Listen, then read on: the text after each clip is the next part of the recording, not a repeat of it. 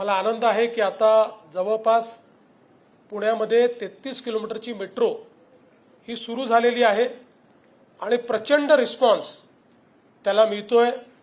जवळपास 2.5 लाख प्रवासी हे रोज मेट्रोने प्रवास करतायत आणि गणपतीच्या काळात या मेट्रोने रेकॉर्ड केला आणि सगळ्यात पीक म्हणजे जवळपास 5.5 लाख प्रवासी या मेट्रोने त्यांनी प्रवास केला।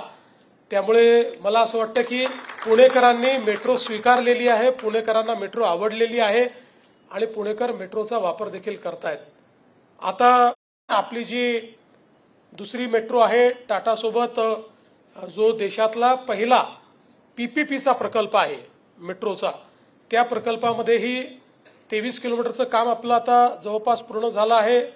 त्याच्यामध्ये 12 किलोमीटरचं उद्घाटन हे आता आपण मे मध्ये करू, 11 किलोमीटरचं उद्घाटन आपण जुलैमध्ये करू आणि यासोबत जवळपास म्हणजे हे 33 आणि 23 असं आपण जर बघितलं तर जवळपास 56 किलोमीटरचा हा रूट या ठिकाणी आपण केलेला आहे। अजून 55 किलोमीटरचं काम मेट्रोचं हे आपलं प्रोग्रेसमध्ये आहे आणि त्याच्या व्यतिरिक्त जवळपास 80 किलोमीटरचं अजून आपलं काम हे प्रस्तावित आहे।